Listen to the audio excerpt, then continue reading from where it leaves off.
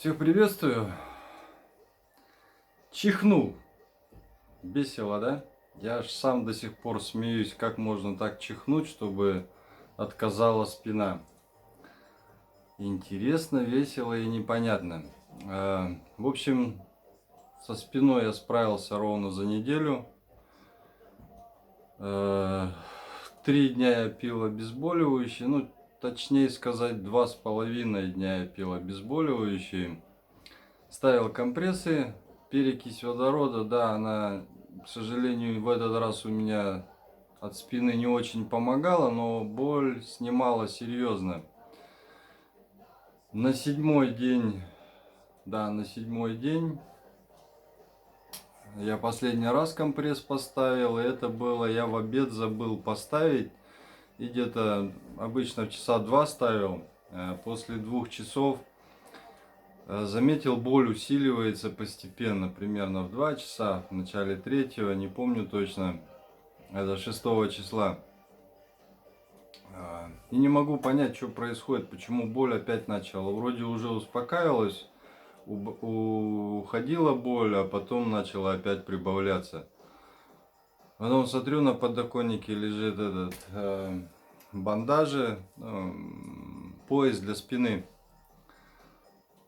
Я сразу вспомнил, думаю, блин, я же компресс не поставил, надо поставить. Компресс поставил, буквально через минут 15-20 боль стихла снова. Все нормально, и это было где-то в районе 4 часов. Я на работе был еще. В общем, я забыл про компресс. Дело в том, что компресс некоторые ставят, многие спрашивают, как прикрепить, как закрепить, и даже там мне писали, что хорошо пользоваться этой кухонной, как она, пищевой пленкой. Дело в том, что пищевая пленка тоже хорошо прилегает и на спине, так как я приложил на спину этим именно специальным, как сейчас покажу, где-то он есть. Вот это вот ерунда, это специально для спины. Такая штучка еще есть силиконовая с какими-то шишечками. Я правда не пойму, для чего эти шишечки. Вроде как, по идее, для массажа, но они такие мягкие. Скорее это помогает, когда сидишь, да, спину как бы назад выгибает немного, нормально. Но не думаю, что больше. Ну, сам пояс, он хорошо спину поддерживает. И дело в том, что когда я приложил компресс первый раз еще на спину, это я все забывал сказать, это я прикладывал с этим, с диском позвоночника. На спине, спина довольно она ровная, даже когда нагибаешься, она все равно не гнется, как наши суставы, колени, например, или локти. Даже те же бедра здесь ровно как бы закрепить довольно сложно.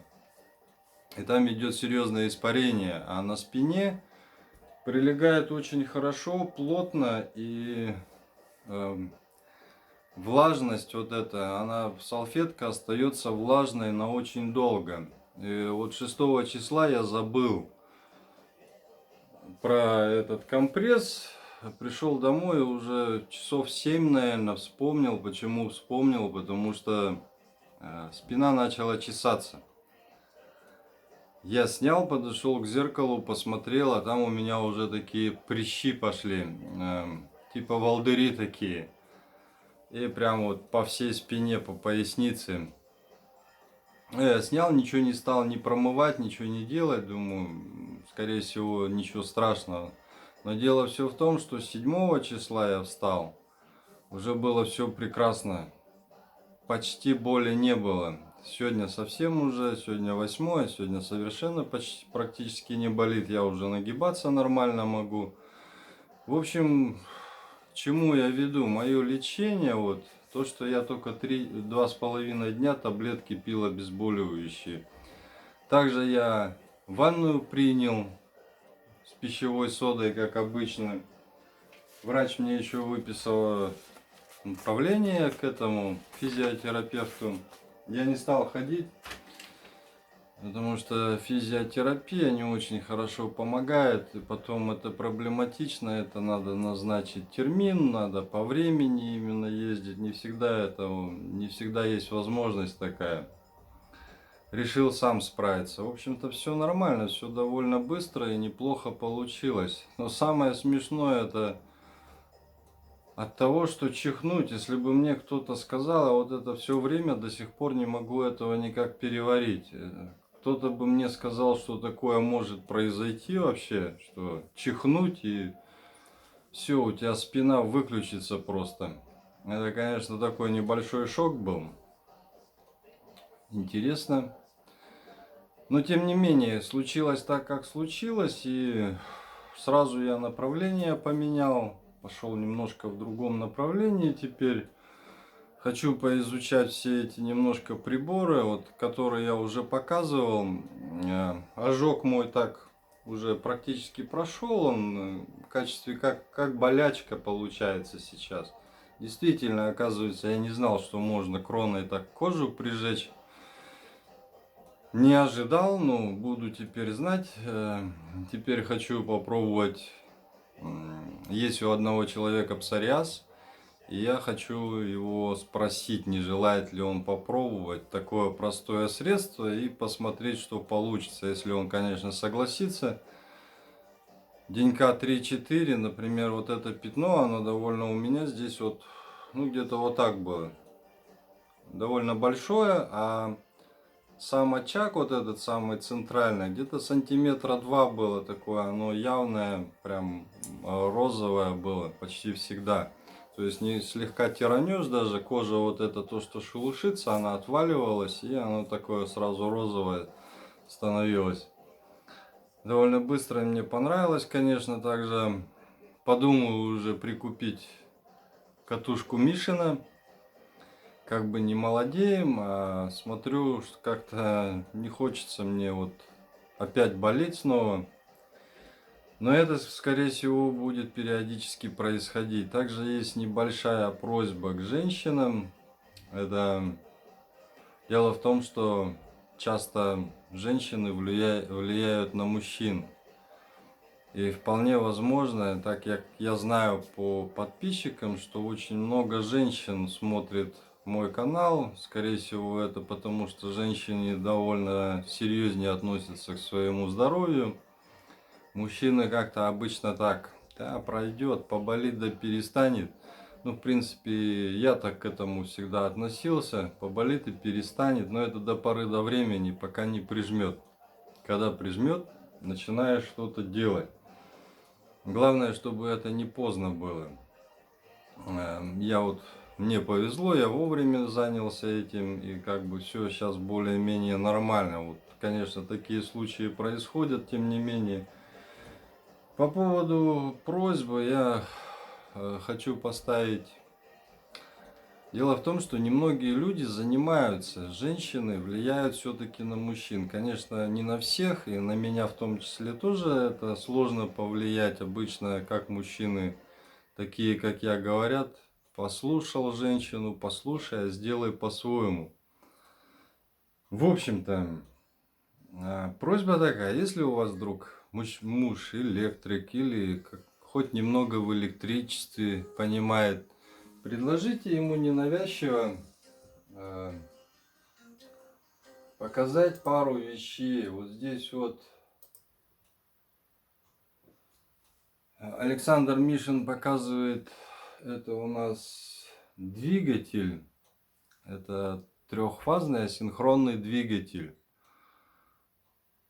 Он его подключает через конденсаторы. Конечно, женщинам, скорее всего, это будет непонятно, но дело в том, что снижается потребление очень сильно его. И, конечно, я это проверю, но в данное время у меня просто нету конденсаторов. Может быть, у кого-то они есть такие подходящие. И кто-то захочет это проверить, потому что мне кажется, если это работает, то тут перспективы серьезные. Конечно, наиболее интересное это генератор. Генератор, который может вставать в режим генерации, потребляя от 3-5 ватт и больше при желании. Я, конечно, ссылочки же поставлю под видео.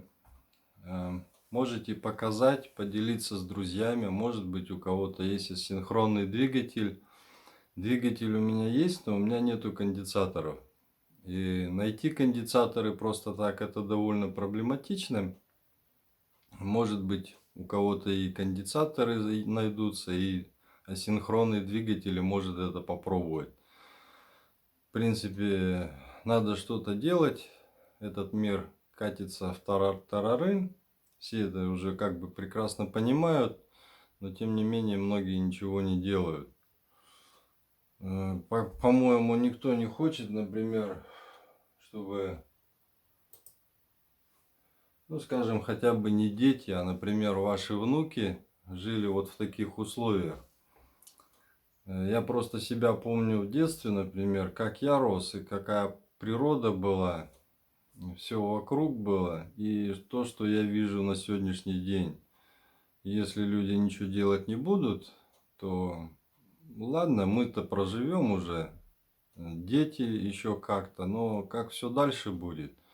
Поэтому не хотите ли подумать, что вы оставите своим детям, внукам? На этом, пожалуй, на сегодня все. Такое небольшое видео. Все, что будет новое, я еще обязательно покажу, расскажу. Все, что получится или, может быть, даже и не получится, но буду видеть перспективу в этом направлении. О здоровье, так само собой, я буду также, я, как говорил, этот приборчик буду пробовать небольшой, если получится, с товарищем. Также и второй с игольчатыми контактами я попробую сделать.